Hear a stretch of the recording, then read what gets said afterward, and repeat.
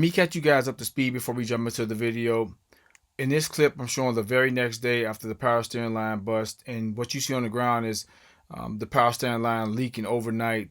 Because it didn't completely seal, but it did give me enough time to plow everyone that was in order that entire day, since it burst yesterday morning around 8 o'clock, and I was out at 5:30 trying to get everybody. And a lot of people depended on me, so I couldn't stop, and it would have been difficult to plow with that no power steering. So I made a patch. That's at the end of the video. Towards the end of the video, you guys will see the patch that I made to fix this line, or if you got any transmission line issues, such as this one, this patch will work great for this or a return line to the power steering pump. But yeah, I got everything done. I'll show you guys the fix later, and we're going to fix it right now. And since O'Reilly's did have the part in stock, and I know I need to get right back out there because it was going to snow the next day, so AutoZone and Advanced Auto didn't have it. You have to wait in order for a couple of days. So picked it up, and we're going to install it right now. I'll show you guys everything and the fix at the end.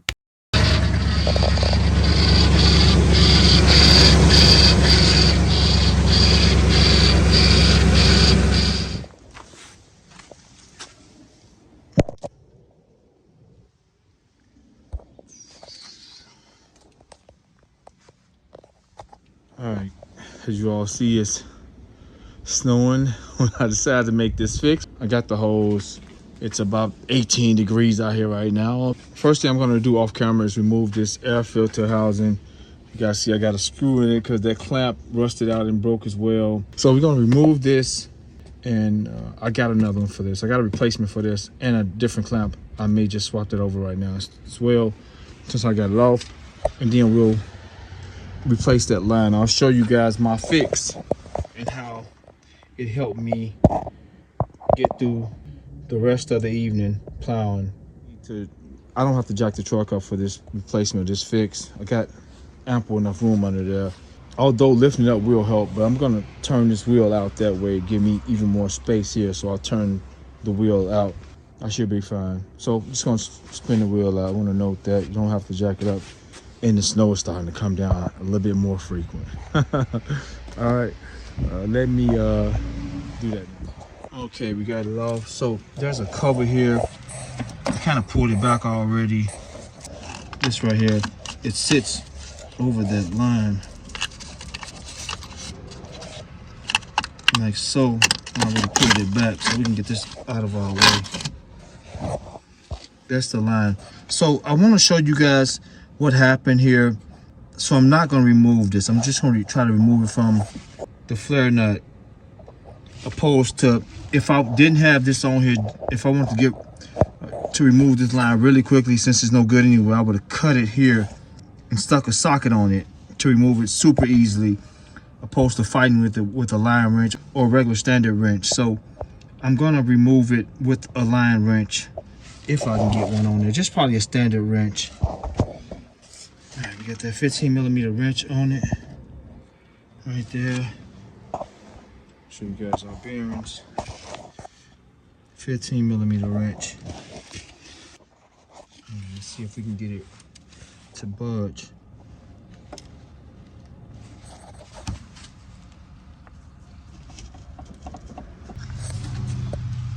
Be right back, guys. It won't budge. We got the wrench double up. Let's see how that's gonna work.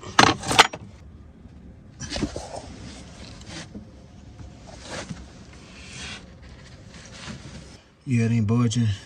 You know what? Maybe we could try the crowfoot wrench first. Let's see how that works out. I'll be right back. All right. Although I got better leverage here, I feel it slipping off, and yeah, I don't want it to strip out. So yeah, I gotta cut it. That's a 15mm crowfoot wrench as well. So yeah, it's slipping off.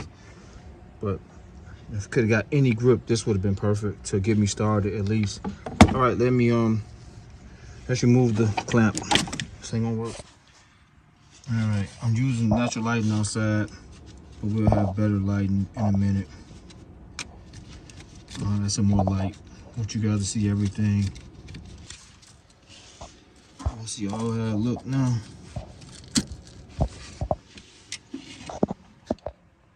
You can see the epoxy or the sealant still stuck on there right there. So I'm gonna cut right underneath it All right, just gonna use my angle grinder to cut. I got a cut off disc on there, and I'm gonna cut through there in 0.2 seconds. We can actually do it right now.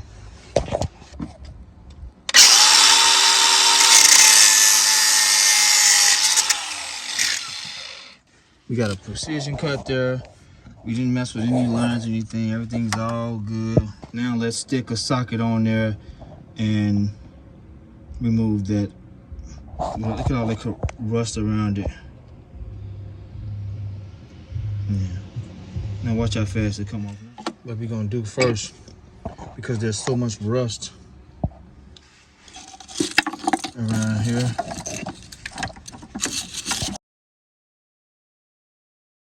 All right, now we can make out the flare nut itself. I can get 15. I need a socket on here. Should fit pretty good. All right, tap it on there.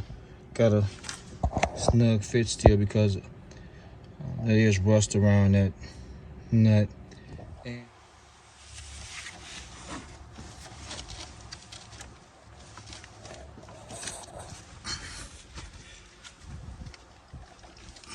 Man, that thing is in there, guys.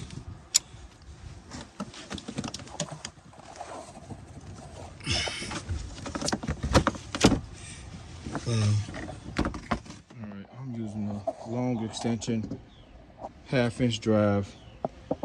This is a 2-foot extension, something I can put some torque on. I'm gonna try to break bar first, and then we'll try to, my impact, I'll get it right off.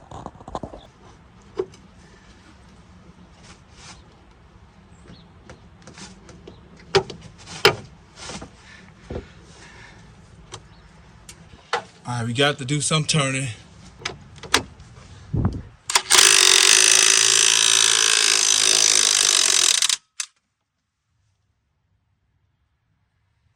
Well, we know one thing, wasn't no wrench gonna get that out, period. No wrench was gonna get that out, and we all good. We got it off. Let's go remove it from the bottom. It's getting colder out here, and I'm gonna try to get this taken care of because it's getting dark also pretty quickly too in the evenings here. All right, let me show you all the next step and where the line is. There's the line. It's inside of that strap, disconnecting it to the other strap, so we have to remove it out of there and be careful. Here's the other line that runs parallel to it there. It runs to the bottom of this reservoir. Here it is. Here's the hose. Goes there. So we got to get that strap off there somehow. Let me see if I can just pop it off right now with a long screwdriver. All right, let's get this super long screwdriver down there. Let's see what we can do.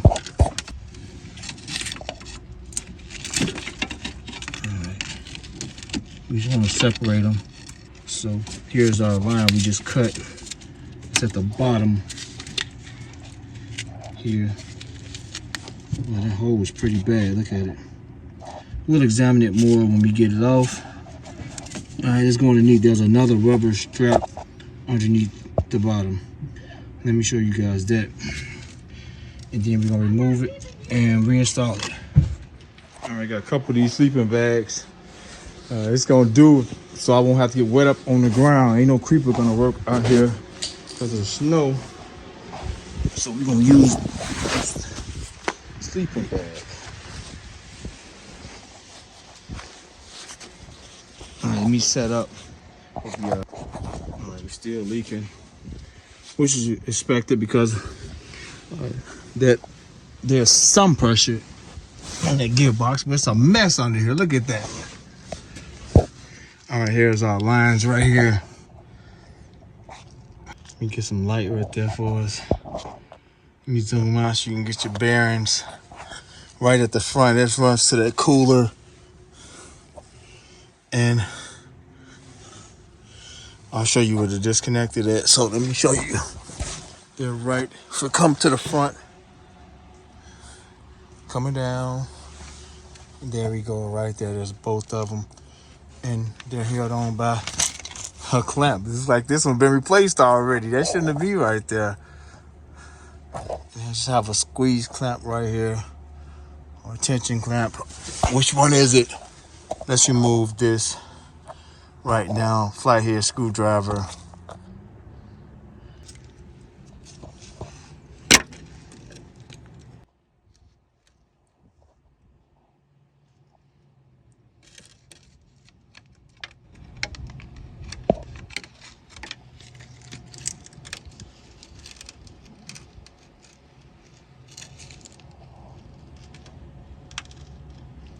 Clamp off. I should have had the camera mounted right here, but we can just remove the strap.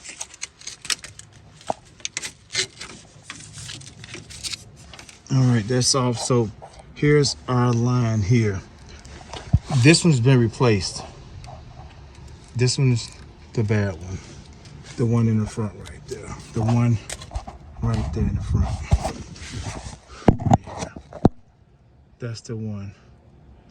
The one that hasn't been replaced. So it has a clamp on it, tension clamp. Get some channel locks, squeeze it off. So we do know this one's been replaced. That's why it looks newer going up towards the top up there, whereas the other one looks completely rusted out.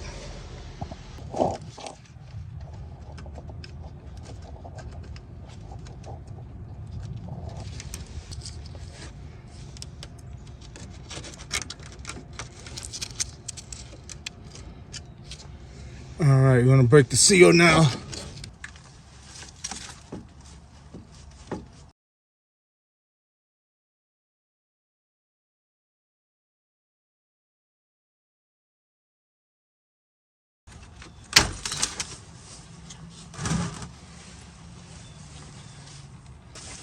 All right, we got it off. We can come up here and take this line off.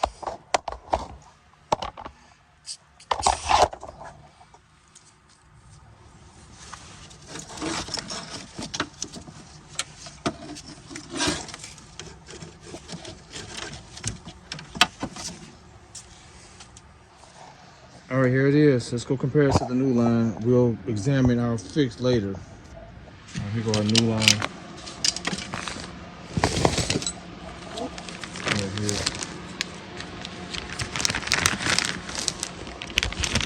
There's the gasket seal I had. Just some cheap gasket maker, gasket sealant. We'll go over that in a second. There's an O-ring here. This O-ring actually slips here. And I'll show you the other one that popped off. I'm gonna show you the other one that's out here right now. So here's the other O-ring, what's left of it. That came off that line.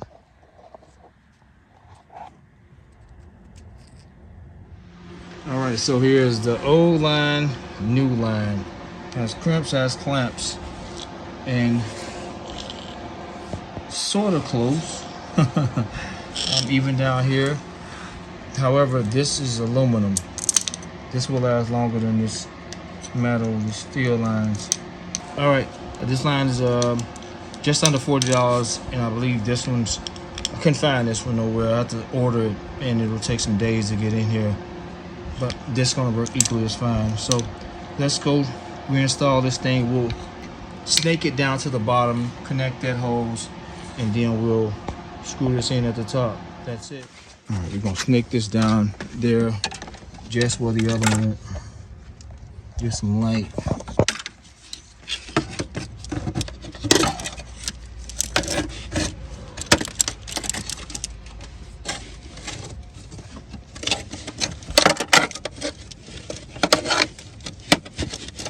Let me go under here and get it. All right, we got it where we wanted it. We can put it right back in that bracket or that brace. And right here. And let me show you up top. It's cold out here, guys. Directly where we want to be at. Don't have to rotate anything. It's gonna go right where we want it in that gearbox. All right, let me do this off cam. We pretty much got it because I'm cold, guys. I'm trying to hold. I'm freezing. Let me do that really quick, and then we'll screw it in up top. I'll film that. All right, guys, we got it on there. Nice, perfectly. The clamp don't want to, or that brace don't want to lock in. It's froze too, like me. It's froze, so I put a wire tie there for the time being. It's froze like me. It don't want to stay closed, so it snaps and snaps back loose because it's froze. All right, we'll put a wire tie right there, just so it won't move. And as far as up here, we can actually start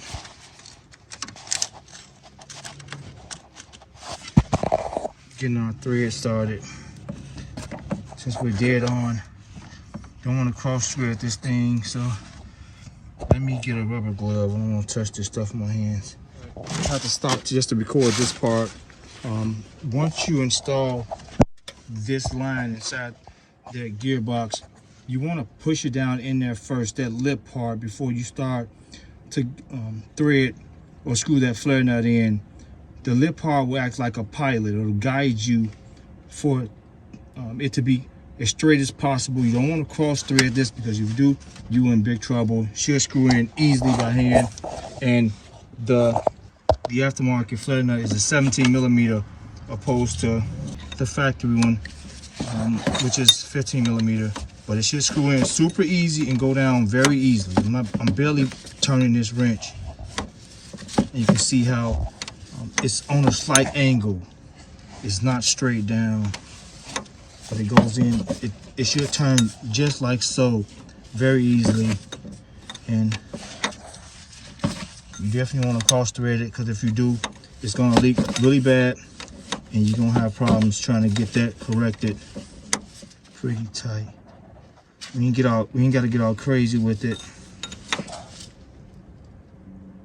Remember, there's an O-ring there. You don't want to split it, so that's just about got it. Let me put everything back together. I'm confident in my work. I'll put the air filter back on, because this thing tends to run like crap without this air filter housing. Gonna top it off, and we should be all good. I can also make this repair now. I can replace it. Just want to show you guys. I got this is that piece there, here. That's the new one. That's the old one with the screws in it. Same parts. Got a better air filter. Look at the date on this one. We'll put that to the side. We'll add this one in there. And also there's a clamp. It ain't in the best shape. It's better than what was on here. So now you can actually put this in a position. This goes towards the bottom. Like so. All right, so let me put this on here. All right, let's put some transmission fluid in here. This is what we're using. We're just gonna put a little bit in there. Make sure, inspect all leaks. We got everything together now. This is how it should be. Not like that.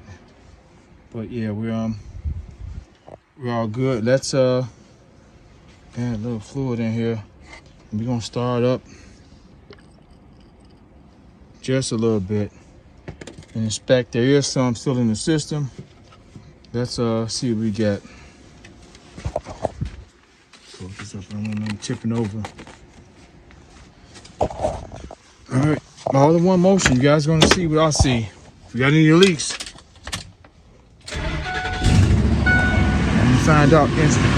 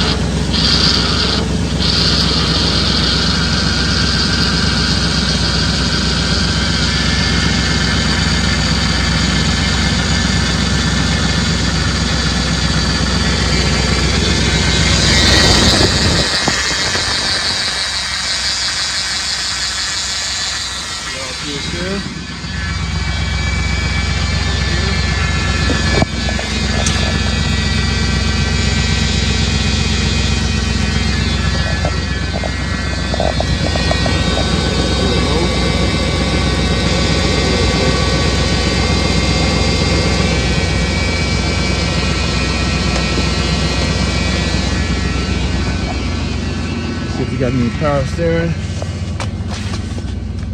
Yeah. Yeah.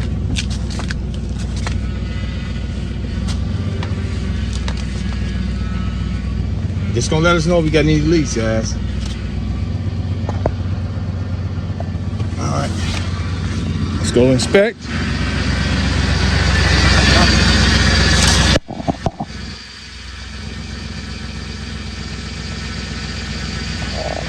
That's in there. Clean it up.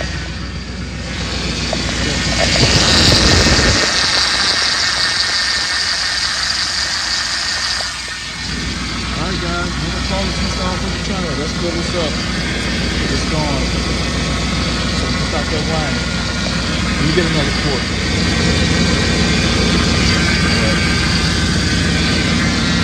You're not gonna fill it all the way up. Do not fill it all the way up, guys. Add a little bit more.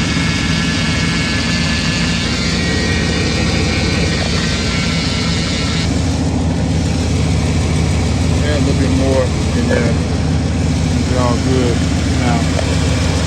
This thing runs incredible. Just a little bit more. About a little over a quart and a half for this situation. I'll put that black plastic piece back over the line right now. Tap boom and do it. And y'all try to close it. That's it though. Alright, so here's the fix that I did. I'm gonna recreate it. Also got the part number. I'm gonna recreate what happened here.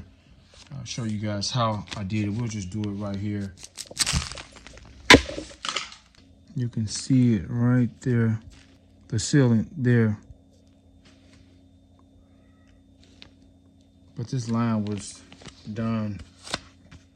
All right, so we're gonna reenact what happened. The hole was not this big, a little smaller than that. I just made this hole. So I'm gonna show you all exactly what I did. This is actually the hole that was in the car. You can see I cut it with a knife. I only had a knife and I had some clamps.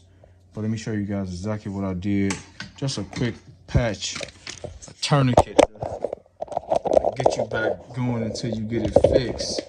Whether it be return hose or a transmission line leak. So I cut the hose just to give me enough length to apply both clamps because I had a knife, not no scissors. Then I split it up the middle with the knife.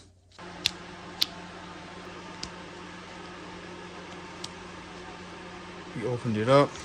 This is the exact cylinder I had in the car. Just to be clear, there's no specific sealant or RTV gasket maker you can use. Anything you have at the time, epoxy, RTV gasket maker, any kind of sealant, silicone would work for this patch. Just want to note that. A bead, dead center. And I applied that center to the hole. Like so. Took 2 clamps, open them up. They're gonna always want to take their natural shape, so don't bend them too far.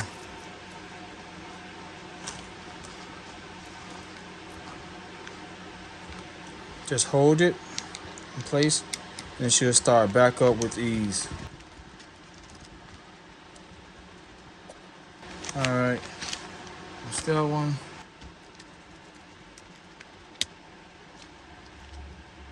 Let's squeeze it to get it started. You want to get close to our fix.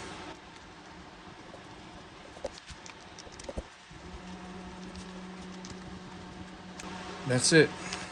So that's what I did to repair the line until I get done working. And yeah, this held me up. This bought me pretty much the rest of that day. But as you can see, this hose is rusted out, and here it's kind of rusted out even worse. So, all right, just want to show you all this. Oh, let me show you guys exactly what lines I did a printout. So I printed this out to show you all. Here's it's line number 9. The return hose goes to the cooler, runs to the gearbox, but you guys can get an idea. Yeah, but number 9 was the culprit on the truck. Hope you guys found this helpful. Thank you so much for watching. Terrence, I'm out.